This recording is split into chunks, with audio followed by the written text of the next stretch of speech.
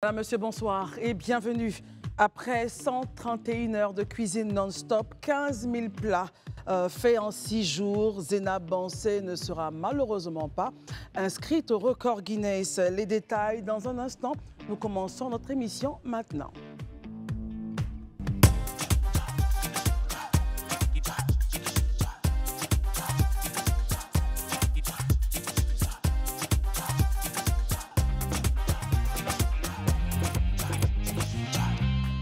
Merci d'être avec nous. C'est la dernière émission de la semaine. J'espère que vous allez bien. Et sur ce plateau, assurément, ils sont en excellente santé. Pascal Sokir, bonsoir et merci d'être là. Bonsoir Christelle Milledge. Herman Aboua, bonsoir. Bonsoir Christelle, bonsoir tout le monde. Marius Komoé, bonsoir. Bonsoir Christelle, bonsoir à tous et à toutes. Aïcha Crépi, bonsoir. Bonsoir Christelle, bonsoir messieurs, dames, bonsoir chez vous et merci d'être de plus en plus nombreux à nous regarder. Voilà, alors selon le communiqué qu'elle a produit parlant de Zena Bansé, je cite quelques mots, voilà, quelques verbatims, elle nous dit « La régie chargée de m'accompagner a commis de graves erreurs. Elle m'a mis à disposition la captation des 131 heures. Elle a mis donc à disposition la captation des 131 heures et 30 minutes qui avait été donc transmise à Record Guinness. Grande fut sa surprise le 5 février 2025 qu'elle recevait donc un mail de l'organisation l'informant que sa captation contenait plusieurs plans d'images jugés non conformes aux critères édictés. J'ai donc requis les services d'une autre structure pour travailler à nouveau sur les captations. Ainsi, après la déduction de plusieurs plans d'images non conformes, seulement 72 heures ont été validées sur 131 heures et 30 minutes. La régie qui nous a accompagnés a, de toute évidence, manqué de rigueur et de professionnalisme. À ce niveau, il n'y a quasiment pas de marge d'erreur tolérée, hélas. Voici en quelques substances les propos tenus dans le communiqué par Zena Bansé. Herman, essayons de faire un point de situation rapide pour ceux qui viennent à peine de nous prendre en marche. Non, moi tout de suite, tu as bien fait de donner le point de situation. Qui ressortait dans son communiqué. Mais moi, je veux confronter ce communiqué-là aux règles même, parce qu'on allait fouiller. Au point 3, je vais aller vite. Hein. On dit le participant doit cuisiner en continu sans interruption prolongée. Les plats doivent être cuisinés du début à la fin selon des méthodes culinaires reconnues. Les étapes de cuisson doivent être clairement visibles et exécutées correctement. Je prends le point 5 qui est aussi important, documentation et preuve, la présence de témoins officiels. Donc, 2 témoins qualifiés doivent être présents à tout moment en rotation, enregistrement vidéo. Toute la tentative doit être filmé sans interruption. Je dis bien sans interruption. Journal de bord, une liste de plats cuisinés, des heures de préparation et des temps de pause doivent être tenus à jour. Et pour enfin, le point 8, validation finale. Après la tentative, toutes les preuves, vidéos, journaux, témoignages doivent être soumises à Guinness World Records pour évaluation. La validation peut prendre plusieurs semaines ou mois. Et puis les sanctions possibles. Toute interruption non justifiée ou non conforme peut entraîner la disqualification.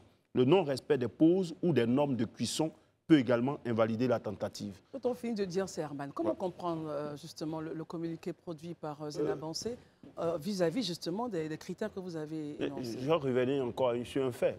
Au début de son challenge, on avait même évoqué cela ici, j'avais même dit qu'il y avait une candidate ghanéenne ou guinéenne ou nigériane, je ne sais plus, qui avait fait aussi 6 jours. Malheureusement, ils ont comptabilisé 99 heures pour elle. C'est peut-être pour dire qu'effectivement, ils ont des critères pour lesquels, quand on regarde finalement les 5 jours, les 131 heures de Zena, on sait que par moment, il y avait l'interruption des autorités, certaines autorités qui partaient lui rendre visite pour la soutenir. Mais je crois bien que... Il n'y a pas que les autorités, il y avait pratiquement... Oui, pratiquement tout le monde. Mais il y avait certains qui avaient jusqu'à accès à son bot. Tout cela, je pense que... interdit par les règles, justement. Mais quand on te dit sans interruption et que la captation se fait au fur et à mesure, en continu, parce qu'en réalité, le communiqué ne nous dit pas que les gens n'ont pas... ceux qui étaient chargés de faire les vidéos n'ont pas capté, n'ont pas pris toutes les vidéos, toutes les images. On dit que ça s'est fait en continu, mais seulement que le record Guinness, le comité, estime que dedans, il n'y a seulement que Des plans 79, non conformes. c'est tellement des plans non conformes, donc il y a 79 heures qu'on peut, on peut récupérer. Donc moi, je pense que aujourd'hui, ce n'est pas le lieu de chercher le bouc émissaire pour ce qui s'est passé. Dieu merci, elle a un mental de fer. Elle a dit que je crois que le 25 mars, elle va reprendre ce record. Je pense qu'elle va reprendre ce challenge-là. On espère que le comité record Guinness va lui accorder de reprendre ça aussi vite. Et puis, cette fois-ci, maintenant qu'on connaît tout l'environnement technique qu'il faut avoir, je pense que maintenant, elle va réussir. Voilà. Très bien. Herman, donc, avec d'où je reste, ça veut dire quoi, plan non conforme, pour ceux qui nous regardent, qui ne sont pas techniciens? Le plan non conforme, de la ça veut chose. dire que pour eux, c'est quoi? Si elle doit être en train de cuisiner de façon continue, il faudrait que l'horloge et puis son plan où elle est en train de véritablement en train de cuisiner, qu'on puisse voir ces plans-là. Mais s'il y a des plans de foule et autres, tous ces plans-là, eux ne prennent pas compte de cela. Très Donc bien. si dans les 131 heures qu'on leur donne, on voit tous ces plans-là, eux, ils les coupent. Parce que ce n'est pas ce qui est logique. Parce que peut-être lorsque la caméra, lorsque ça tournait vers la foule, elle n'est plus en train de cuisiner. Parce que qu'est-ce qui leur prouve qu'elle est en Est-ce que train la de cuisiner caméra en ce était moment? censée tourner vers elle. Très bien. Aïcha, comment est-ce que vous réagissez justement à cette triste nouvelle, quand même, pour elle et puis aussi bon, pour nous, pour la Côte d'Ivoire? Bon, ça circulait depuis quelque temps, hein, c'est désormais officiel. C'est un peu triste, effectivement. Alors, je pense que Zénab Bansé a bénéficié de ce qu'on appelle la liasse populaire. Et à bon ou à mauvais escient, malheureusement, elle n'a pas validé, effectivement. Elle nous parle de plans elle-même, de plans qui n'ont pas été forcément validés. Alors, moi, ça me pose question sur sur le professionnalisme que l'on met de tous les côtés, hein, quand on s'engage dans une aventure comme celle-ci. Et je me demande si elle n'a pas été dépassée, au-delà même de s'entourer de professionnels ou d'elle-même vérifier ce que Guinness demande. Est-ce qu'elle n'a pas été dépassée par l'engouement, justement, cette liasse populaire? C'est-à-dire dépassée par l'engouement? Eh bien, je pense que quand ça commence... Alors, c'est pas tous les jours qu'on a des Guinness Records qui sont ouverts comme ça sur la foule et qui, en plus, permettent à des artistes, à des personnalités de venir. Pour rappel, la Côte d'Ivoire, à ce jour, a 4 Guinness Records. On a la plus grande église du monde, hein, la basilique Notre-Dame de la Paix à Yamoussoukro. On a nous sommes le plus grand producteur mondial de fèves de cacao. Ce n'est pas un secret. Laetitia Ki, une artiste brillante, a un record Guinness de sculpture capillaire, ISO à la corde. Et puis, on est le pays avec le taux d'accouchement de jumeaux le plus élevé. Donc, effectivement... Ça, c'est au niveau des records Guinness. On est un peu habitué à cela, c'est ça? Oui, alors plus ou moins. Mais ce que je veux dire, c'est que c'est autre chose. Ce qu'elle a créé, c'était une espèce de concert non-stop pendant 5 jours, si on veut dire les choses. Donc, peut-être que ça l'a un peu dépassé. J'aimerais quand même revenir sur le côté... professionnalisme, je pense qu'il faut savoir s'entourer. Comme dirait Paul Valéry, la plus grande liberté naît de la plus grande rigueur. C'est le mot rigueur que je voulais employer. En même temps, quand vous dites qu'il faut qu'elle sache, enfin, elle n'a peut-être pas su s'entourer, oui, alors, elle a cru, la pauvre était dans son box, voilà, en train de faire la cuisine. Je comprends les équipes bien. par derrière devaient faire le relais. Non, je comprends bien, mais il faut se concerter avant.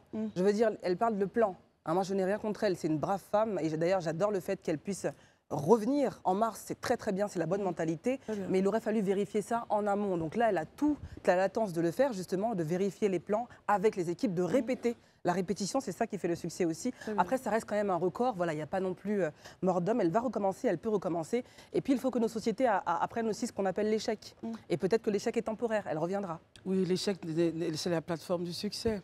Marius, comment est votre regard, votre commentaire justement sur toute cette affaire et le fait qu'elle demande justement, qu'elle dise, qu'elle annonce qu'elle reprend du service le 27 mars. Elle a un mental très très fort, un mental de guerrière. On allait même dire un mental d'acier. Parce que, croyez-moi, après 131 heures et 30 minutes de cuisine non-stop, suivi par l'ensemble de la nation ivoirienne, y compris par nos décideurs. Et le monde entier, on va dire. Le monde entier, puisqu'il s'agit du record Guinness quand même. Battre un tel record, préparer des semaines, des mois, des années. Ça a été pour elle l'occasion justement de s'exercer au plan mental, se préparer mentalement, se préparer physiquement pour atteindre un tel objectif, pour ne pas dire un tel résultat. Pour la simple raison que des gens qu'elle a dû recruter pour l'accompagner dans son initiative ont manqué de rigueur. Et pourtant, dans son communiqué, elle le dit si bien.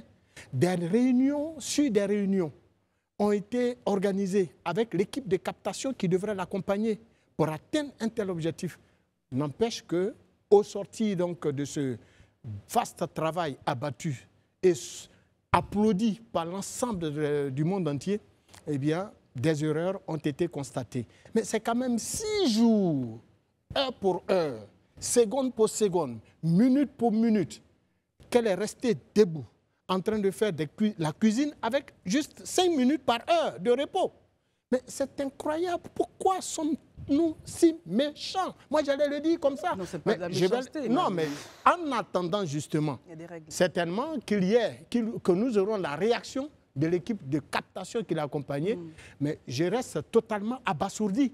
Et je ne l'accepte même pas parce que, croyez-moi, mais c'est une souffrance physique, morale. Mais au sortir de ce challenge, elle s'est retrouvée dans une clinique de la place. Obligatoirement, il faut. Mais obligatoirement, donc ça peut te dire tout simplement, ma chère Christelle, qu'elle en a été marquée physiquement et moralement pour un tel résultat par la faute d'individus qui étaient censés être des professionnels qui auraient dû l'accompagner. Alors, Herman estime qu'il ne faut pas justement chercher de bouc émissaire. C'est le point d'Herman. Il ne faut pas dire que c'est tel ou tel qui. Je m'en tiens, ma chère Christelle, à son communiqué. C'est elle qui dit que l'équipe de captation qui devrait l'accompagner a manqué de rigueur, de professionnalisme. Ce n'est pas moi qui le dis. C'est son communiqué. Il faut nous en tenir au contenu de son communiqué. Sauf maintenant si vous voulez mettre en doute la moralité de la dame. Très bien, je repars. Non, on ne va pas remettre en doute. Ah, mais c'est son communiqué. Non, très bien, on sait très bien. On ne va pas remettre en doute sa moralité, mais il a quand même le droit de dire il estime qu'il ne faut pas attaquer qui est qui. Herman, bon, rapidement, puis on va écouter Pascal. Quand je dis ça, aujourd'hui, il n'y a pas lieu pour moi. C'était peut-être, si j'étais dans son comité de son comité, dans son staff, je lui aurais dit que ce communiqué, elle ne l'aurait pas fait. Lorsque on est à un challenge pareil, mais il faut bien justifier. Il y avait des mots plus simples pour le dire. Pour le truc. Moi, je comprends. Hein, il y a eu l'émotion et puis il y avait tout ce que certains... Parce que les Ivoiriens voulaient vraiment ce record-là. Il y a certains mecs qui avaient annoncé qu'elle avait déjà gagné. Donc, je comprends. Mais il n'y a pas lieu pour moi, encore une fois, de chercher un bouc émissaire si c'est le technicien. Parce qu'à la limite, c'est son staff, c'est elle qui gère le staff. Ils auraient dit que si les techniciens ont manqué, c'est qu'elle aussi, elle n'a pas bien suivi son travail. Donc, on peut spéculer là-dessus. Il ne faudrait pas qu'il y ait aujourd'hui de chercher qui a mal fait et autres. C'est un record à reprendre. Aïcha Crépy l'a dit, le 25, elle va se donner encore, le 27 mars, elle va se donner encore une autre chance de l'obtenir. On sait que les Ivoiriens seront encore là pour elle. Elle mérite, elle a déjà battu le record pour nous. Pascal, quel est votre avis justement là, sur la question? Les avis sont quelque peu partagés. Vous avez écouté Herman, Marius et Aïcha, votre commentaire? Déjà, moi, je voulais dire Yako à Zeynab Bansé, mais vraiment Yako de tout cœur, pour ceux qui sont en Côte d'Ivoire depuis longtemps, ceux qui nous regardent partout. Yako, c'est vraiment le mot qui englobe tout, parce que ça fait mal au cœur. Et puis, au-delà de tout ça, prendre du recul, ça fait 70 ans que le record Guinness existe, c'est des gens très sérieux. C'est l'un des livres les plus vendus au monde en édition papier, et donc ce n'est pas rien. Ils ne vous donnent pas d'argent, mais après, les retombées sont tellement importantes que vous avez une légitimité tout le long de votre vie, pratiquement. Et on a cette Côte d'Ivoire qui s'est mise derrière Zeynab pour la soutenir, et il ne faut rien regretter. Pour moi, il faut chercher un bouc émissaire. Pourquoi quand il y a des choses qui se passent, on veut que ça reste en pure perte et profit? Le bouc émissaire, d'ailleurs, c'est même pas le terme. C'est quelles sont les responsabilités? Parce que bouc émissaire, c'est comme si on le menait à l'échafaud. Non, le but, c'est pas de le mener à l'échafaud. Je regardais des réactions ici et là, à l'anglaise, shame on you, il faut qu'on sache pour ne pas qu'on y aille nous-mêmes. Oui, j'espère que si on donnait le nom de cette structure, je vous assure, ces commandes risquent de péricliter, donc c'est pas le but. Donc je comprends aussi qu'on ne veuille pas indexer les gens, mais oui, mais il faut situer les responsabilités, parce que l'enjeu est tel et l'engouement était tel que vraiment, ce n'est pas à Zeynab Bansé de vérifier qu'il y a l'électricité, qu'il y a un groupe électrogène, de partir voir la compagnie électrique pour leur dire qu'il faut que si ce secteur-là on ne coupe pas, et bien que s'ils coupent, qu'il y a un groupe. Il faut, comme pour les éléphants, il faut un entraîneur. Parce que j'ai vu sur les réseaux qu'elle avait un entraîneur physique sportif pour tenir le coup physiquement, mais je pense même qu'il faut un chef d'équipe, un manager, un responsable un de tout le réalisateur, monde. par exemple, justement sur le volet. Non, mais au-delà, le terme, c'est vraiment un entraîneur. Comme on a eu Faye Emers, eh ben, il faut un Faye Emers. Et elle, tout son travail, c'est de faire la cuisine et de le faire selon les règles du record Guinness Book. Et lui, il gère tout le reste. Donc, elle n'a pas à gérer cela. Parce que déjà, tenir toutes ces heures en faisant la cuisine selon les règles strictes du record Guinness, elle avait 5 minutes par heure pour aller aux toilettes. Si elle les utilise pour danser un peu, pour chanter avec les gens, pour recevoir des personnalités ou pour faire coucou, ça, c'est son problème. Le livre le permet. Mais quand les 5 minutes sont terminées, elle repart au charbon. Donc, elle a fait selon ce que le record Guinness voulait. Parce qu'il faut bien qu'elle ait des petites pauses. 5 minutes en 1 heure, c'est très peu. Mais pour le reste, sur les aspects techniques, pour moi, s'il y avait des responsabilités à situer, ben, il faut le faire. Et puis ensuite, c'est bien. On l'a dit tous ici, elle passe au 27 mars. Pour le 27 mars, vraiment, j'invite les grandes maisons technologiques ivoiriennes à dire, bon, nous, on va prendre tout en charge pour tout ce qui concerne la captation de Zénab Bansé. J'invite, on connaît les grandes boîtes ici de technologie, à avoir un élan de solidarité autour d'elle pour prendre en charge tout ce qui est technique et tout ce qui n'est pas du ressort de la cuisine, et même tout ce qui est ingrédients, qui est un nouvel engouement et qu'on puisse de nouveau tous y aller. En réalité, Marius, tel que Pascal l'exprime, il faut un véritable staff avec chacun ses missions pour réussir donc le pari pour ce 27 mars-là. Vous l'avez dit, et si on s'en tient donc à son communiqué où elle dit « La régie qui nous a accompagnés a de toute évidence manqué de rigueur et de professionnalisme ». C'est elle qui le dit. Et elle le dit après avoir justement travaillé avec son staff et après avoir reçu justement les critiques du record Guinness. Et donc, un peu plus loin, dans son même communiqué à nous adresser, elle dit « Je vais m'entourer cette fois, pour le 27 mars prochain, elle dit qu'elle va s'entourer cette fois d'une nouvelle équipe technique plus rigoureuse et plus professionnelle. » Y a-t-il d'autres mots qui qualifient tout simplement que l'équipe qui l'a accompagnée de captation, bien entendu, n'avait pas fait son travail? Bon, maintenant, c'est ce que disait tantôt ma très chère Pascal, il faut véritablement qu'il y ait un engouement de nos professionnels du monde de la captation autour d'elle pour le 27 mars prochain, afin qu'au sortir de cet autre challenge, on ne soit pas encore ramené à épiloguer sur justement tous les efforts qu'elle aura accomplis, qui resteront certainement vains. Herman, une question avant plutôt que nous ne souhaitons pas voir être vains. Très bien. C'est ça que je... Après, vous allez réagir sur votre point. Au Nigeria, on a eu donc une tentative, toujours dans la même catégorie cuisine. Et quelques heures, justement, ont été défalquées. Des heures qui ont été produites par la concurrente de l'époque, enfin celle qui compétissait. Est-ce qu'on connaît les raisons pour lesquelles, justement, le record Guinness a déduit certaines heures? Je l'avais déjà dit, et je crois bien même que c'est à peu près le même cas. Parce que toujours les problèmes de captation. Ils sont très rigoureux. Les points qu'on a lus tout à l'heure, là, c'était très simple. Hein. On dit les plats doivent être cuisinés du début à la fin selon des méthodes culinaires reconnues. Les étapes de cuisson doivent être clairement visibles et exécutées correctement. Moi, je ne dis pas, je ne connais pas ce qu'il y a, les images qu'il y avait dans les plans. C'est vrai qu'elle a pu faire des choses, mais on sait que pour ce qu'on sait de nos mamans qui font la cuisine et ce qu'on fait, avec ce monde-là, on a vu que par moments, pas forcément selon elle, elle a pu être distraite. Et que ces images captées-là ne correspondent pas forcément à l'environnement que recherche. Entre parenthèses, quand on dit qu'elle a pu être distraite, c'est-à-dire recevoir des visites, saluer, si ça reste dans les 5 minutes et autres. Mais comme je vous dis là, c'est de façon continue. Donc, eux, ce sont les images qu'ils analysent. Pas, eux, ils ne viennent pas faire des captations pour nous, pour Record Guinness. Ils regardent les images que le staff et autres leur apportent. Et ils enlèvent les plans qui ne sont pas des plans conformes. Et les plans qui ne sont pas conformes, ce sont des plans qui ne ressemblent pas à des plans où elle est en situation de faire son challenge. Et là-dessus, s'ils enlèvent, la Nigérienne, elle a eu 99 heures qu'on lui a comptabilisé. Ce n'est pas nouveau qu'ils arrivent à annuler un record. Tu peux avoir fait 10 jours.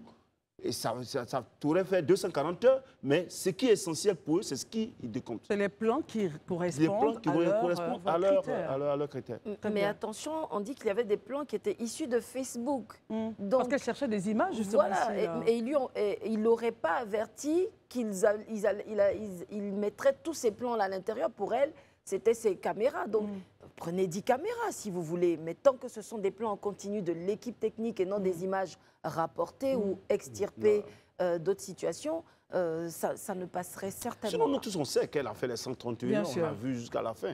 Maintenant, est-ce que les 131 heures respectaient les captées critères, de façon captées continue. de façon continue? Et c'est ce que Record Guinness regarde. Et là-dessus, moi, je pense que là-dessus, on peut chercher les techniciens, mais les gens, celui que Record Guinness reconnaît. La personne que le Record Guinness connaît, c'est Zénab qui a formulé sa demande pour faire ce Record Guinness-là. Très Le bien. staff, c'est elle qui choisit son C'est elle qui staff. choisit, Donc, tout à si le fait. staff est défaillant, c'est pourquoi je souhaite qu'on ne parle même pas des caméramans, caméramans, des de tout ça. techniciens et tout Parce ça, que ouais. si on va plus loin, elle est même responsable de cela. Aujourd'hui, ce n'est pas ça. Elle Très a bien. le mental, on sait qu'elle peut réussir, les Ivoiriens seront encore là. Très Voilà. bien. Et Aïcha a bien fait de le rappeler. On n'est pas à notre premier record Guinness.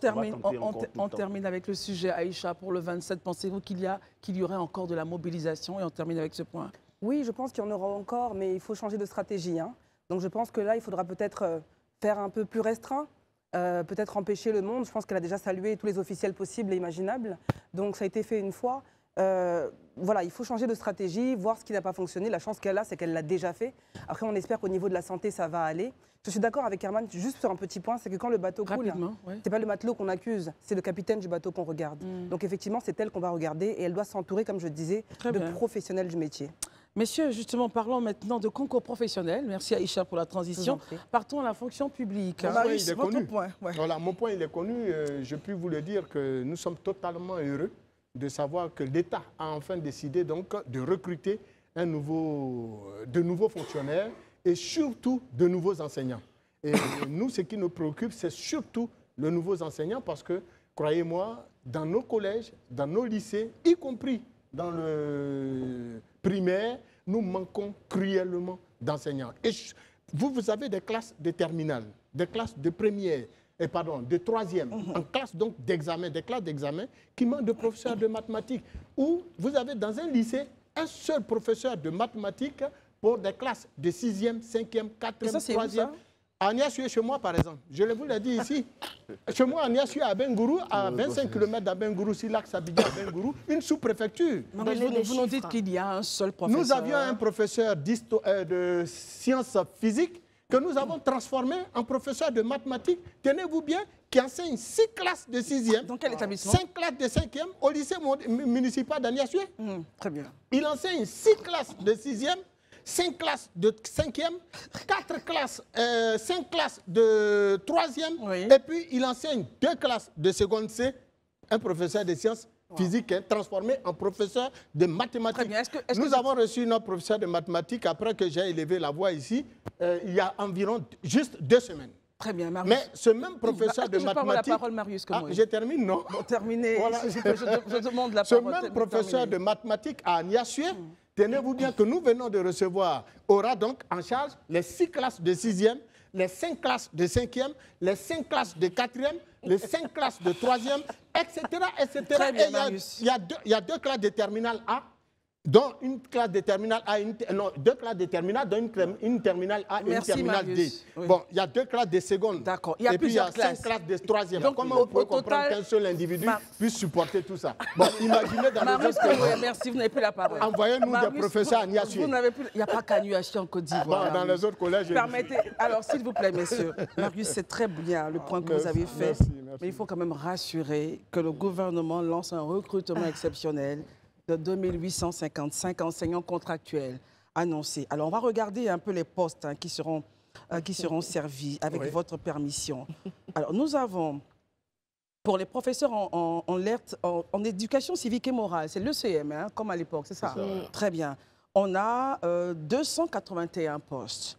Pour physique, chimie et sciences de la vie et de la terre, donc ex-sciences naturelles à l'époque, on a 499 postes qui doivent être comblés. Et ensuite, 1855 postes de professeurs bivalents qui peuvent faire plusieurs matières. On va regarder là-dessus. On va regarder ça. En mathématiques et en technologie de l'information et de la communication, 819 postes. Regardez un peu ceux de la philosophie. On n'a que 78 postes en philosophie, 200 en lettres modernes et 165 postes en anglais. Voici donc les quelques lignes voilà, de ces concours-là qui sont ouverts pour recruter des professeurs, Marius Komoé. Non, vous n'avez pas la parole. Je pense qu'on quitte Anuassué. Non, on a quitté Anuassué. On va essayer de... On va aller peut-être aller à Montezo et Memni. Mais chez lui-même, c'est plus grave. Marius, vous n'avez pas la parole. Ah, d'accord. Essayons de sortir un peu de nos différentes régions, je vous en prie. Sinon, oui, on se retrouvera à parler ici de tout maudit, d'Akradio, de... C'est pas possible. Pascal, Akradio chez vous. Votre commentaire sur ce que nous venons de dire. Oui, c'est bien comme ça. Alors, cette transparence-là, elle est salutaire. C'est bien qu'on puisse, quand il y a une annonce du ministère de la fonction publique sur ces plus de 500 recrutements qui sont ouverts, 547 précisément, avoir les détails. Ça nous permet, nous, ici, d'épiloguer sur les affectations. Mais c'est des ministères qui sont organisés. J'imagine qu'on ne va pas combler tous les besoins, surtout ceux d'Anuassué et de Montezo, mais enfin, l'État fait quelque chose. Et cette chose-là, elle est louable. Sur la qualité même des personnes qui vont être recrutées, c'est ça qu'il faut regarder. Il faut aujourd'hui qu'on soit vraiment conscient que ceux qui vont aller postuler à ces concours, se soumettre à ces épreuves, il faut que les niveaux soient bons, parce qu'on est tous d'accord ici, puisque pour ces recrutements de la fonction publique, on a ouvert une lucarne sur l'éducation, entre autres. On est tous d'accord ici que la vraie révolution, elle commence à l'école, et notamment à l'école primaire. Un professeur des écoles, puisque c'est ce qu'on dit, un maître. Non, moi j'aimais bien ce terme, parce que ça fouettait, c'était l'autorité qui commençait. Fouettait dans le sens figuré. Et même propre, hein, je regrette un petit peu. Je veux dire, les 4 gaillards, ça vous remettait les pendules à l'heure. Ceci dit, ceci dit, un maître, eh bien, ce n'est pas parce qu'il enseigne des enfants qu'il doit être moins bon qu'un professeur de lycée ou même un professeur de collège. Il faut voir au niveau du niveau des personnes qui vont compétir. Il faut que la ministre l'a bien dit, il n'y aura pas de passe-droit, il n'y aura pas de triche acceptée.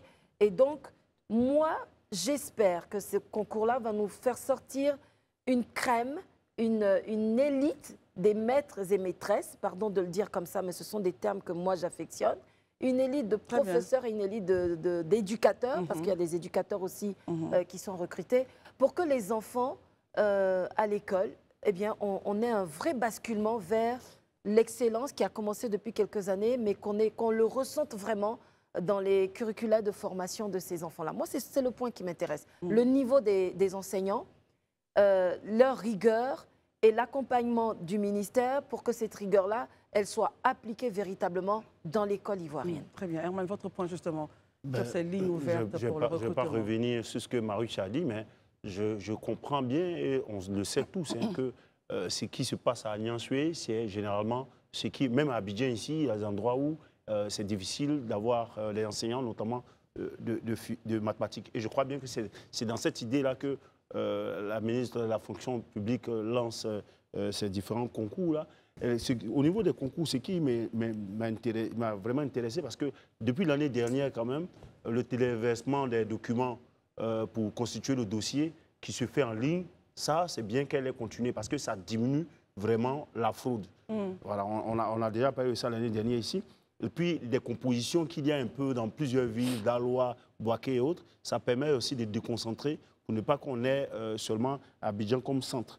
Et puis, elle a reconduit de façon exceptionnelle le renouvellement de 2 années pour les limites d'âge. Ça veut dire que si vous avez 35 ans pour un concours, on va jusqu'à 37 ans.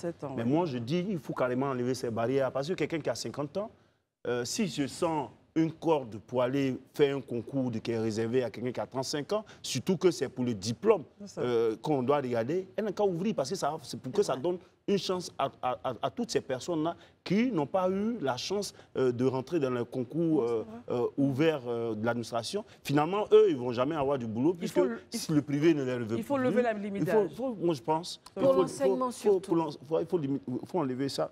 Et puis, pour la question, elle fait tout ça, c'est bien.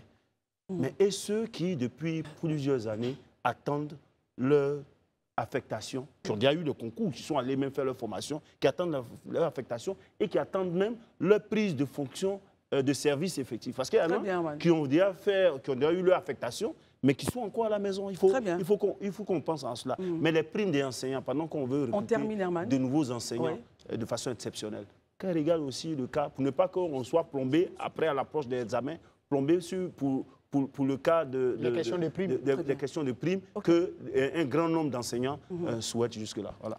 Marius, votre point?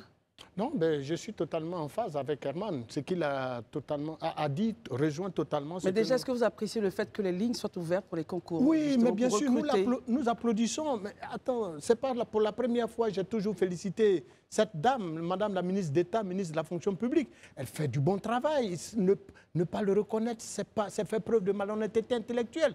Nous, on n'est pas ici pour faire autre chose que de dire ce qui est bien et ce qui est mal. Parce que quand ce n'est pas bien, on doit pouvoir le relever. Mais quand quelqu'un fait un tel travail, c'est parce qu'elle entend nos cris de cœur.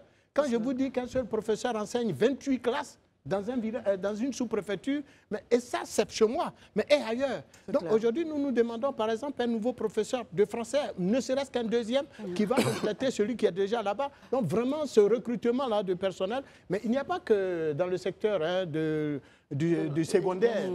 Il y a également le primaire. Il y a des villages qui n'ont pas encore d'enseignants, où des enseignants sont en fait des contractuels, des gens qu'on a pris comme ça, des jeunes du village qui essaient de donner des cours. Oui, c'est ça la réalité. Donc tout ça, il faut combler parce que le système éducatif, s'il est bien rodé, s'il est bien pris en charge, eh bien, c'est l'avenir du pays qui est mis en jeu. Merci Marius.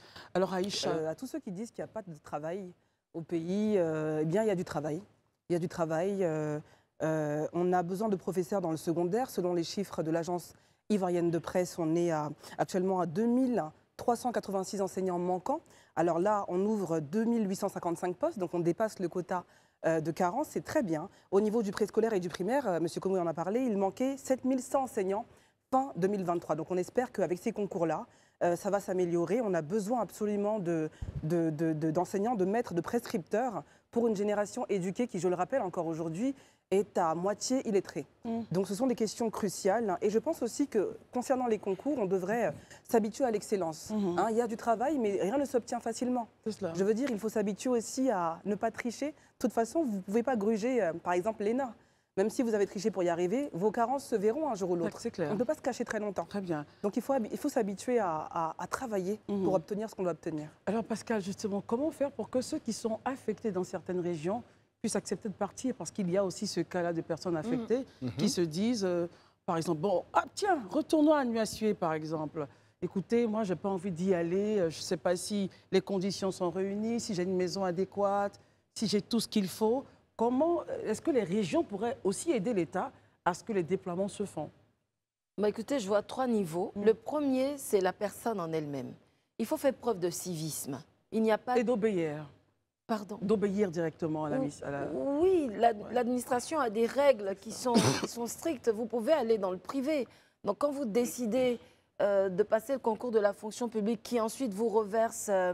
à un ministère qui vous redéploie ou vous déploie, il faut vraiment faire preuve de civisme. Je sais qu'Abidjan a beaucoup d'attrait, mais de plus en plus, avec une décentralisation qui ne dit pas son nom, mais qui est de plus en plus visible avec les infrastructures routières. Je ne dis pas qu'il y a des routes partout dans les moindres hameaux, mais je dis qu'on a amélioré le couvert routier en Côte d'Ivoire, l'électricité, etc., etc.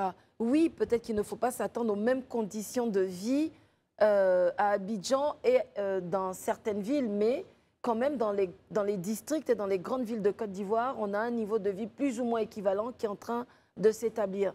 Mais au-delà de cela, même si ce n'était pas le cas, il faut bien que quand vous passez un concours de l'administration et que ça veut dire que vous vous soumettez aux règles de l'administration, vous acceptez de facto de vous soumettre à ces règles-là. Et l'une de ces règles, c'est d'être affecté. Et quand on vous affecte, vous le savez, c'est quelque chose que tous les Ivoiriens savent. Beaucoup restent pendant de longues semaines en espérant qu'on les maintienne à Abidjan ou au moins à sa périphérie. Mais qui enseigne, qui déploie l'administration à l'intérieur du pays? C'est nous tous. Donc ça, c'est le premier point. Le deuxième point, c'est les collectivités territoriales. Il faut aider l'État à installer, il faut une vraie synergie. Je ne sais pas, je pense qu'il y a des plateformes qui existent parce que quand on est dans les ministères, on voit bien que parfois il y a des grandes réunions comme ça où on convoque les parties prenantes. et on demande à chacun de faire sa part. Je suis sûre qu'un préfet ou un sous-préfet ou un président de région qui nous regarde a déjà dû héberger au moins pour une nuit ou deux son professeur, comme à Nuasu, hein, quand il arrive comme ça, comme le Messie, ou bien son éducateur, quand il vient, ils ont dû aider à l'installer. Donc oui, il faut continuer, peut-être qu'il faut formaliser cela. Et puis, bien sûr, le dernier point, c'est vraiment au niveau de l'accueil, de l'installation de ces personnes-là. Il faut peut-être que dans la mise en œuvre, dans la construction des infrastructures scolaires, on intègre, peut-être pas la maison du maître, mais en tout cas un bâtiment qui pourrait accueillir, même si c'est de façon temporaire, ceux qui sont affectés le temps qu'ils s'installent. Herman, au-delà de ce qu'on vient de dire, est-ce qu'il y aurait d'autres raisons qui pousseraient, par exemple, ces professeurs envoyés affectés, qui auraient donc ces concours-là, affectés dans ces régions, à dire, écoutez, moi, je veux rester à Abidjan, je tiens à Abidjan. Non, moi je pense que si les villes aujourd'hui, il y avait des commodités, parce que quelqu'un qui a fait tout son parcours dans une ville, il arrive dans un endroit où il ne sait pas où dormir, où souvent on a eu des cas de viol d'enseignantes et autres dans l'endroit. Il y a d'abord ça. Mais je veux dire, quand on regarde même le déficit, le point où il y a beaucoup plus de déficit d'enseignants, c'est au niveau des mathématiques. Mais aujourd'hui, vous savez bien qu'avant, par le passé, quand tu finis d'avoir le bac, de toute façon, on sait que ceux qui ont les bacs C et autres, bac D, ce sont eux qu'on prend pour les plus éclairés quand on va à l'école. Ils arrivent à l'université, ils font physique, chimie, ou ils font maths. Avant, c'était maths, physique. Maths, physique. Ils font maths, info maintenant. Maintenant, à l'informatique, il y a plein de métiers. Et quand tu vois ce que les gens gagnent à les cyber security, plein d'autres choses qu'ils ont, aller, même dans l'économie aujourd'hui, c'est lorsque tu as de bonnes matières en mathématiques, tu peux aller faire l'économie, tu peux aller faire la médecine et autres. Donc, tous ces métiers-là qui sont des métiers plus ou moins nobles, quand ils voient ça, aller faire un concours de l'ENS pour aller faire l'enseignement, il y a plein de gens qui ne vont pas aller. Il faut aujourd'hui essayer dès la base, à partir du second, par exemple, je dis n'importe quoi, intéresser ceux qui veulent déjà aller faire l'éducation, enseigner. Parce que ça aussi, c'est une vocation. Parce que nous, on forme. Et après, on demande à ce que les gens, parce qu'on en a besoin, qui viennent s'inscrire là. Non, il faut chercher à prendre ceux qui ont la vocation qui ont vraiment envie d'enseigner. Il y a des gens qui ont envie d'enseigner. Donc, quand ils enseignent, ils savent enseigner. Il y en a, quand finalement, on les prend parce qu'ils cherchent quelque chose à avoir, ils vont à l'enseignement, et puis ils sont dans les classes. Ils ne suivent pas vraiment le cours. Ça se ressent dans les niveaux des élèves. Il faut trouver le système où on trouve vraiment ceux qui sont intéressés par l'enseignement et qui font le sacerdoce et qui y vont. Parce qu'on ne cherche pas, on ne va pas à l'enseignement pour s'enrichir forcément. C'est ce que Pascal disait. Aïcha, proposition concrète pour les régions. Parce qu'en réalité, c'est ça le point. Vous êtes affecté dans une zone où, elle a dit, certains, des sous-préfets peut-être ont hébergé ou des gens ont hébergé les familles, parents, enfin, ça ne devrait normalement pas être le cas. Il faudrait d'ores et déjà, comme elle a dit, avoir le dispositif pour l'hébergement, peut-être même petit véhicule et tout ça. Oui. Si je peux répondre en un mot, l'argent. L'argent. C'est le nerf de la guerre. Il y a des pays où on a fait ça pour décentraliser au maximum parce qu'on manquait soit de médecins, soit de professeurs, soit de tous ces métiers-là dont on a besoin, qui sont nécessaires. Eh bien, peut-être qu'il faut mettre en place des primes exceptionnelles parce que parfois on quitte nos familles, on quitte famille et enfants, on quitte peut-être son style de vie aussi dans Abidjan pour aller rejoindre peut-être une petite campagne, mais qui a besoin aussi d'être éduquée, dont les enfants ont besoin d'être éduqués. Donc, je pense que là, il y a une politique peut-être qui doit se mettre en place. Je pense que l'État a peut-être déjà pensé à ça, mais oui, l'argent, c'est le nerf de la guerre. Et une prime exceptionnelle pour ces professeurs qui vont aller enseigner dans des régions un peu isolées, prime d'incitation, effectivement, ça peut être intéressant. Et je dirais même une prime peut-être au résultat aussi, en fonction de l'école. Il faut challenger. L'excellence, c'est ça. Les grandes écoles se comparent entre elles et ça challenge vers le haut. Je pense qu'il y a plus loin, parce qu'après, quand il vient, son épouse, si elle travaille sur Abidjan, quel dispositif? Il y a tout un ensemble, je pense, de facilitation à mettre en œuvre pour que les familles d'enseignants ou d'affectés se sentent accompagnés par l'État. Et moi, je voudrais vraiment remercier Aïcha parce qu'il faut considérer l'enseignement aussi comme une initiative, comme dans les écoles privées. Il faut challenger les professeurs et puis il faut identifier les régions où peut-être c'est un peu plus dur qu'ailleurs. Et là, instaurer des primes aux régions, c'est-à-dire qu'une prime dans une région X ne devrait pas être la même dans une région Y, parce que peut-être que les conditions de vie ne sont pas encore optimales dans cette région-là. Et donc, il faut accompagner les enseignants qui acceptent d'y aller. Alors, la charge serait-elle aux régions ou à l'État, justement, monsieur? Pas que les enseignants, je pense tous les fonctionnaires, parce qu'il y a les fonctionnaires aussi qu'on envoie aussi dans des villages, les sages-femmes. Il y a les sages-femmes, les infirmiers qui vont aussi dans des endroits très reculés et qui ont besoin de commodités et qui souvent n'en ont pas. Très bien. Alors, Marius Komoué, pour terminer notre propos, c'est lancer un appel à toute cette classe de jeunes Ivoiriens qui sont aujourd'hui sans emploi, ou même nos frères qui donnent des cours de façon bénévole, comme des cours qu'on appelle des bénévoles, les maîtres de maison aussi, un peu partout. Si l'on a la nationalité ivoirienne, parce que c'est les conditions pour le recrutement, s'ils remplissent les conditions d'âge, d'accès à la fonction publique, telles qu'éditées par les différents concours auxquels ils seront appelés à compétir, s'ils jouissent de leurs droits civiques et de bonne moralité, s'ils remplissent également les conditions d'aptitude physique et mentale exigées et exigibles pour les différents emplois, s'ils sont reconnus indemnes de toute affection grave ou contagieuse, et enfin, s'ils ont le diplôme requis pour postuler à ces concours, nous les invitons à ne pas lésiner sur aucun moyen, à se donner les moyens de compétir. Il y a de l'espoir. Amen. Merci beaucoup, Marius Komoué. Il y a vraiment de l'espoir. Messieurs, Herman, merci. À tout de suite. Merci d'être avec nous pour la seconde partie de ce temps d'antenne. Nos amis sont toujours là, à l'exception de Pascal qui nous a quittés pour laisser sa place à Didier, Laetitia, Flavie. Elle est coach sportive. Elle est là pour nous parler de la caravane Fit Santé à Bobo, la seconde édition. Bonsoir, coach. Bonsoir, madame. Et merci d'être là. On va dire Christelle. Merci, Christelle. Merci d'être avec nous. Merci à vous de me recevoir. C'est notre plaisir. Mais avant, nous allons donc regarder un peu cette avancée du côté du métro d'Abidjan, le ministre des Transports, qui rassure de l'avancement des travaux.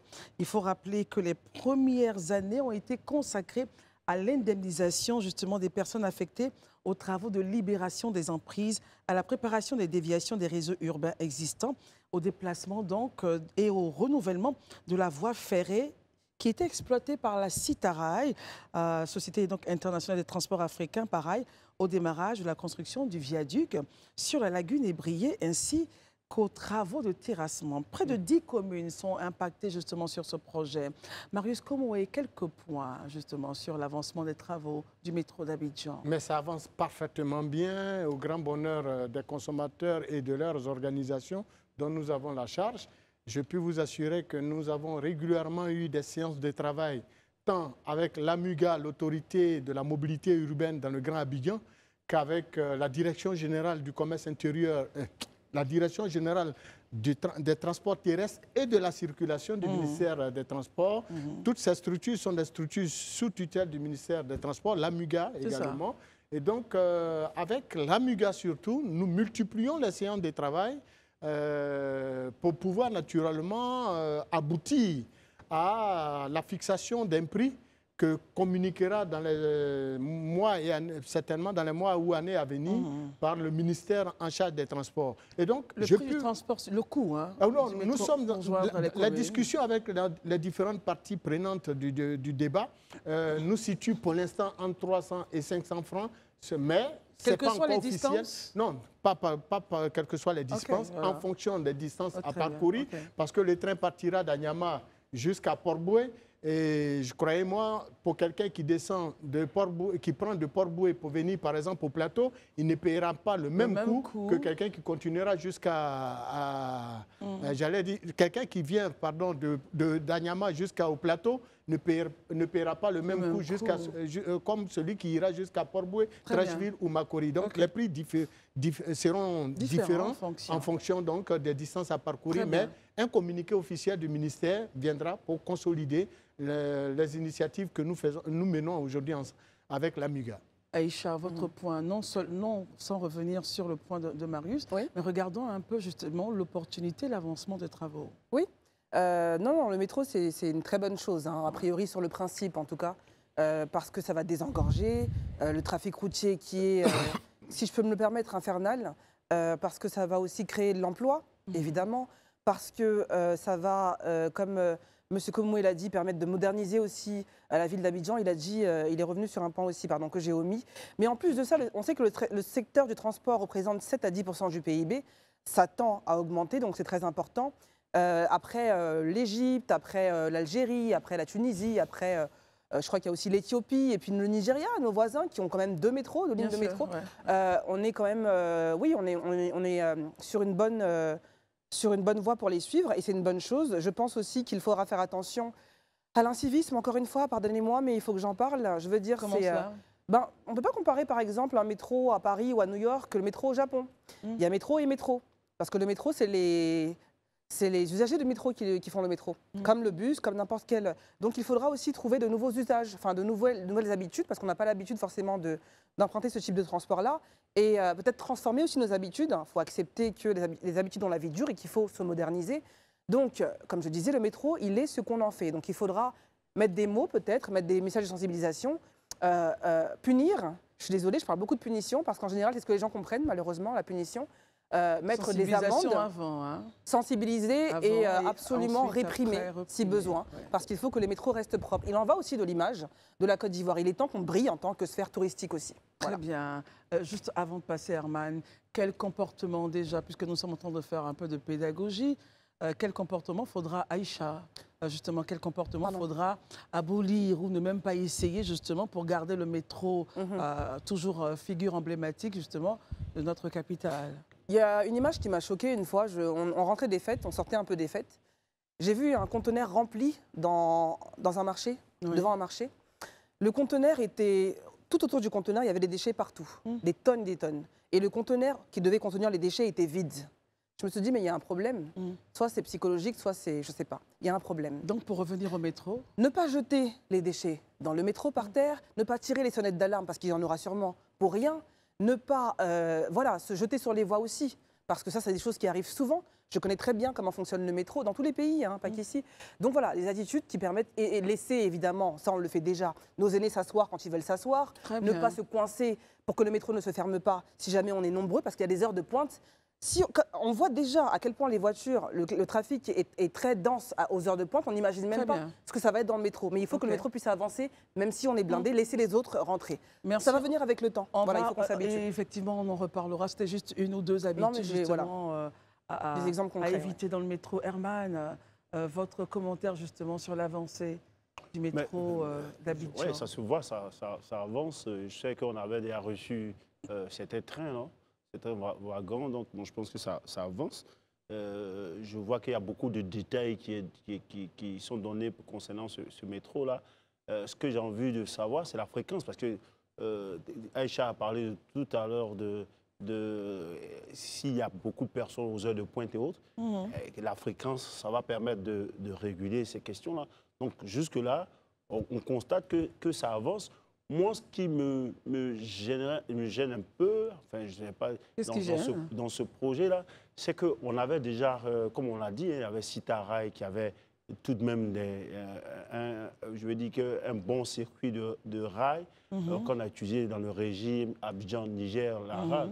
Donc aujourd'hui, il y a le métro qui est venu, il n'y a pas forcément une nouvelle ligne. C'est-à-dire que ces mêmes rails-là qui ont été refaits, peut-être qu'on a positionné d'autres rails sur le même circuit. Je pense qu'on aurait pu, 37 km, on pourrait lancer 2 métros en même temps, 2 lignes de métro. Parce qu'à Abidjan, c'est vrai qu'on règle la question de Danyama à Port-Boué, mais il y a une grande ligne qui attend, Benjerville, Yopougon, jusqu'à même à Songon. Parce que Benjerville, croyez-moi, lorsque vous êtes à Benjerville, le bout de l'autre Benjerville est peut-être de ce point-là jusqu'à Cocody. Donc c'est une grande ville. Et il y a des gens qui commencent à habiter dans ces zones-là. Il faut penser aussi déjà à entamer une autre deuxième ligne de métro. Je pense qu'on a quand même les moyens pour. Alors, déjà rapidement, Marie, on termine. Surtout avec la Y4 qui va constituer une ceinture du district d'Abidjan.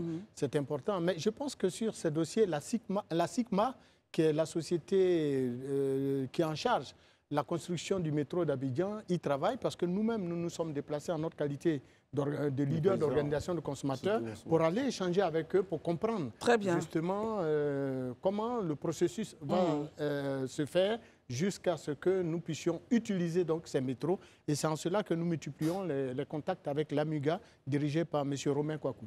Alors, dans tous les cas, les maires impliqués donc, dans cette opération de métro d'Abidjan, il y a eu une séance de travail et c'est une ligne, après une deuxième, une troisième, jusqu'à ce qu'on ait donc toutes les lignes. En Côte d'Ivoire, nous, on y croit et on sait que notre pays a les moyens de pouvoir atteindre ce niveau de développement. Mais en tout cas, les communes impactées, il faut noter Agnama, Bobo, Adjamé, Plateau, Trècheville, Marcory et Port-Boué. Alors, plusieurs actions ont été donc entreprises au cours des 3 dernières années concernant l'ensemble du tracé long de 37 km.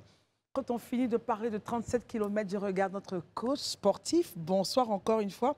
Vous êtes Didier Laetitia, Flavie, et vous êtes là pour nous parler donc d'une opération Fit Santé à Bobo, 2e édition. Oui. Avant de rentrer dans le cœur de votre activité, donc de ce que vous allez faire à Bobo, présentez-nous un peu le fitness, qu'est-ce que c'est et pourquoi c'est important pour la santé des populations. Merci Christelle.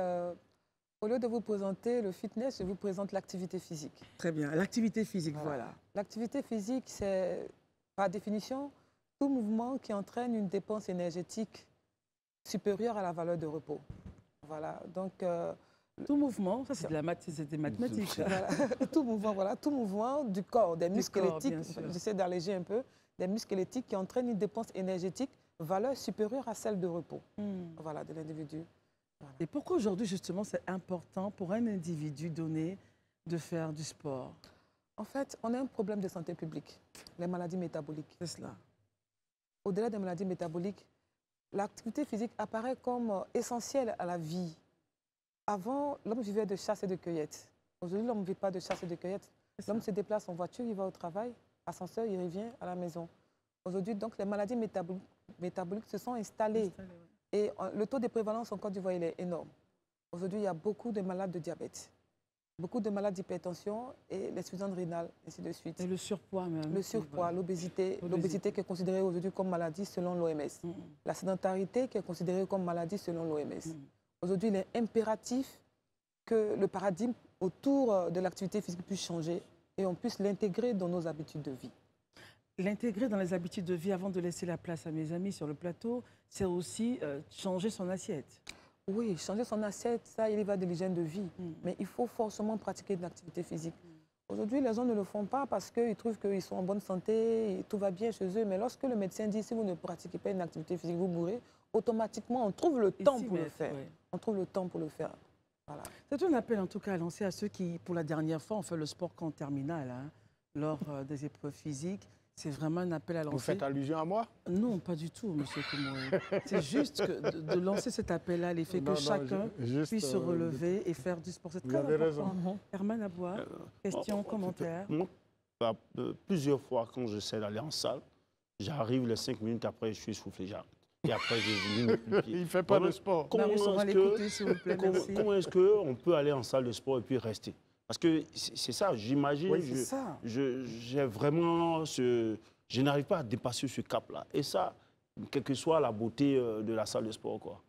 En fait, quel conseil pouvez donner, Herman? En fait, il faut des activités... Et à ceux qui ont le même problème? En fait, il faut des activités adaptées à l'âge, à la mobilité des personnes. Vous voyez, l'activité que va faire une dame en surpoids sera différente d'une activité d'une personne qui est déjà active physiquement.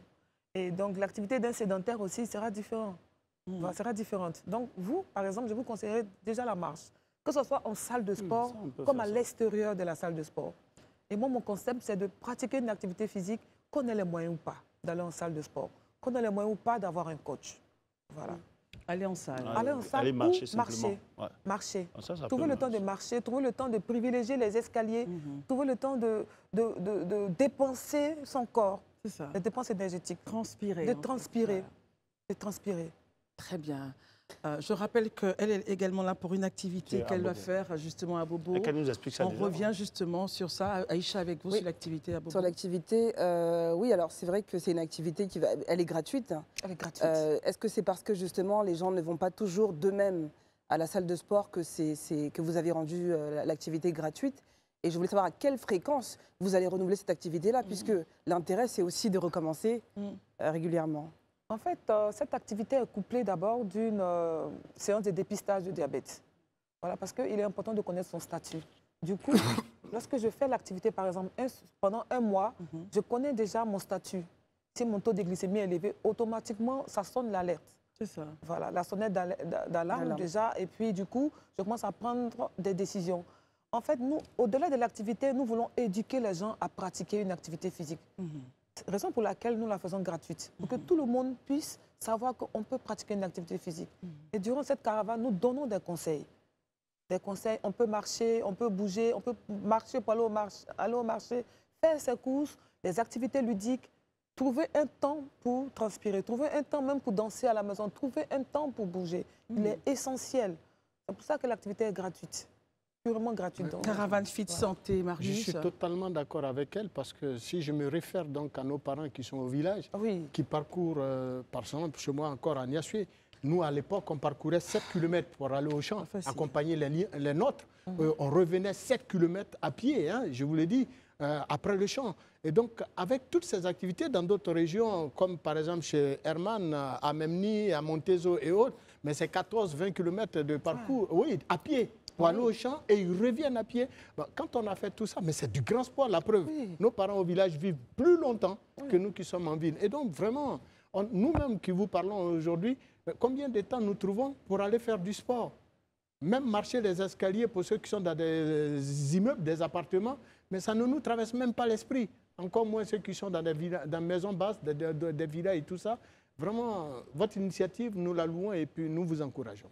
Alors, revenons un peu sur l'activité. Donc, Caravane Fit Santé, l'entrée gratuite, c'est le dimanche, après-demain, à partir de 6 h au lycée moderne d'Abobo. Au lycée moderne d'Abobo. Vous faites un lien diabète et sport. Expliquez un peu pourquoi vous faites ce lien-là, justement. Bon, il y a une histoire personnelle. Il y a une histoire personnelle parce que je suis professeur DPS, préparateur physique. Et du coup, quand je suis revenue d'Allemagne, j'ai arrêté de pratiquer l'activité physique. J'ai arrêté pour des problèmes personnels. J'ai tout arrêté. Et je suis allée à l'hôpital et on m'a détecté un début de diabète. Et le médecin m'a dit, madame, si vous ne changez pas, la prochaine fois quand vous revenez, automatiquement, vous serez considérée comme diabétique. Alors, je m'arrête sur un point. Vous avez passé des difficultés, traversé des difficultés, des challenges personnels qui vous ont bloqué. Vous étiez à la maison. J'étais à la maison, je faisais rien. Déprimée. Pas vraiment, mais je ne pensais plus à rien là. Oui, déprimée, on peut dire. C'est cela. On peut dire. Donc, du coup, ça a été le déclic. Et je savais ce qu'il y avait à faire. J'ai commencé ma marche, simplement, matin, soir. Quand je suis revenue 2 semaines après, le docteur a dit, madame, arrêtez, votre glycémie a trop baissé. Donc, j'ai commencé à faire tout doucement. Donc, je me dis que si cette histoire-là a pu m'arriver, moi, professeur DPS, connaissant l'importance de l'activité physique, ça peut arriver à d'autres personnes, des personnes profanes qui ne connaissent pas l'activité physique. Voilà. Très bien. Alors, Herman? Oui, ce qu'elle dit là, c'est très important. Parce que quand je regarde, j'ai une contribution, ma mère, par exemple, elle a 89 ans. Ah oui. Mais elle a vraiment, je veux dire que maintenant elle fait des signes de vieillesse, mais elle est partie à l'hôpital dernièrement, à l'Institut de cardiologie. Ils sont intervenus là-dessus. Tous ceux qui sont venus, les médecins et autres, disaient que votre mère elle est sous lui parce qu'elle supportait le coup. Absolument. Elle est encore en activité. Mais parce qu'elle était tout le temps au champ. Je ne vous dis pas, Marius disait il faut marcher des kilomètres et des kilomètres pour aller. Ce sont des choses qu'elle faisait de façon quotidienne. Et maintenant, nous, on n'a plus, la sédentarité est là à cause moi, je pense, effectivement, comme elle le dit là, il y a des approches qui sont simplistes qu'on peut utiliser pour le faire. Aujourd'hui, comme par exemple, elle me dit, pour moi, pour faire le sport, il faut forcément aller en salle de sport, dépenser assez d'énergie. Or, simplement marcher, c'est du sport. Donc, il faut qu'on s'y mette tous. C'est clair. Mais il faut ajouter, au-delà même de marcher pour aller au champ, mais elle partait au champ, elle travaillait, elle revenait chargée de bagages sur la tête. Vous voyez, en marchant 14 km à pied. C'est un appel en tout cas à lancer aussi pour vous, Aïcha. Non, je voulais très rapidement dire que la dame l'a très bien dit, enfin elle a dit un truc qui est quand même grave, elle a dit la sédentarité est reconnue comme une maladie par l'OMS, je crois. Donc ça veut dire que c'est un problème de santé publique. Peut-être aussi, c'est juste une proposition, c'est très bien de moderniser Abidjan avec les métros, peut-être aussi qu'on doit parler des pistes cyclables. Parce que la marche, tout comme le vélo, ça peut servir et ça permet de désengorger encore une fois la circulation au niveau des véhicules. Donc c'est juste voilà, le mot que je voulais passer, si jamais on nous entend, on a envie de faire du vélo en plus de ça. On a envie de faire du vélo de façon safe. Voilà. Dans certains pays, en tout cas, on préfère garer les voitures et puis faire des petites courses hors de bloc, en deux bâtiments et tout, Oui. c'est très important. C'est très important. Rendez-vous donc le dimanche 23 février à partir de 6 À heures partir de 6 heures. au lycée moderne d'Abobo. Est-ce que vous avez besoin de soutien? Est-ce que les gens vous soutiennent? En tout cas, moi, Parce que j'y ce que serai. vous faites est tellement important. J'ai besoin de soutien. De soutien C'est à une quel activité niveau? bénévole. Bénévole, Vous voyez, oui. c'est une activité que j'ai prise sur moi. Oui. Du coup, aujourd'hui, je suis essoufflée. C'est J'ai besoin clair, de hein. soutien. Il y a le ministère de la promotion de la jeunesse, de l'insertion professionnelle et du service civique qui nous soutient. Et nous saluons en même temps le ministre Mamadou Touré. Oui, Mais nous avons toujours besoin de soutien. c'est clair. Et parce que nous avons trouvé une lucarne au-delà de l'activité physique, au-delà du dépistage, une lucarne pour que les jeunes puissent être aussi, trouver un emploi. Parce que ceux qui font l'activité, ce sont des jeunes que j'ai formés à l'école de la deuxième chance. Ah, Voilà. oui, Le code de la deuxième gouvernement. chance. Voilà. Très bien. Donc, j'ai lancé un appel à l'agence emploi jeune pour qu'ils trouvent un temps pour venir déployer le dispositif. Ouais. Et j'attends la réponse. J'espère qu'il aura écho favorable. Ils sont là. Ils seront là. Alors, en tout cas, c'est tellement important. Il y a des hommes et des femmes qui regardent leurs photos de jeunesse ou leurs photos de mariage et qui ne se reconnaissent plus à cause du ventre qui a grossi, à cause des bras qui ont grossi, parce qu'on s'est laissé aller Oui. dans le bonheur le plus total. On se laisse aller, alors que je pense que la longévité aussi dépend de l'être humain. Oui. Dans l'assiette comme dans le sport. Je vous invite, en tout cas, moi je suis entièrement 100% Tu fais avec du vous. fitness? Oui. Mais tu es dans l'assiette. Parce que toi, tu es beaucoup plus dans l'assiette. Fitness et assiette, sport et assiette, c'est important. Marius, je vous invite Non, mais- ce week-end, même aujourd'hui, Oui. à danser un peu à Isha, à danser un peu à la maison, transpirer. Non, je le fais souvent. C'est important. Et puis ça crée de la rigueur aussi. Exactement. Il faut surtout appuyer son initiative Bravo. et son appel. Oui. Et moi, je réitère son appel adressé donc, à l'emploi jeune. À l'emploi Et jeune. il faut bien que nos amis d'emploi jeune se mobilisent Oui. parce que pour nous, il faut avoir à recruter des jeunes Ivoiriens Oui. pour l'avenir de demain, pour construire notre administration, des jeunes Ivoiriens, dis-je, en très bonne santé et en parfaite harmonie avec leur Et esprit. au-delà, le ministère de la Santé. Enfin bref, tout le Mais monde bref, devrait des vous soutiens, soutenir. oui, des soutiens financiers aussi. Bien parce sûr. que la logistique coûte aussi. Bien, alors, si vous êtes intéressé, et elle a été sauvée par ce médecin qui lui a dit, Madame, attention, votre déprime est en train de vous amener carrément ailleurs. Si vous êtes passé par là, vous vous dites, voilà une jeune dame qu'il faut soutenir. Moi, j'aimerais bien que vous puissiez donner votre numéro de téléphone. Mon numéro de téléphone, c'est le 01 41 39 27 51. Voilà, merci beaucoup. Vous êtes coach sportif Didier Laetitia Flavie et l'entrée est gratuite. Gratuite. C'est à Abobo Ici. le dimanche 23 février à partir de 6h jusqu'à 6 heures. On finit à 8 heures, mais nous sommes là jusqu'à 10 heures. Ah, ça c'est clair. Hein? On est là jusqu'à 10 Voilà. heures. Et au passage aussi, il faut réduire un peu l'huile dans les assiettes. C'est très important Ah ça, oui. pour les cholestérols. En tout cas, merci d'être venu. Merci à vous de me recevoir. Et puis n'hésitez pas, quand vous avez une activité, venez. Avec plaisir. Et partez avec Herman et Marius. Ils ont besoin de bébé. Allez, beaucoup Merci de courage. beaucoup. Et Merci que à vous. vraiment Dieu continue de mettre la main sur votre Amen, activité. amen, amen. Herman, merci, bon week-end. Merci, toi aussi. Aïcha, bon week-end. Merci Christelle. Marius Como et bon week-end. Merci Christelle. Merci à vous. Vous avez été nombreux depuis lundi jusqu'à aujourd'hui à nous suivre. Merci en tout cas de votre fidélité à ce programme. Rendez-vous par la grâce de Dieu lundi prochain. Les programmes continuent sur Live TV. Bonsoir.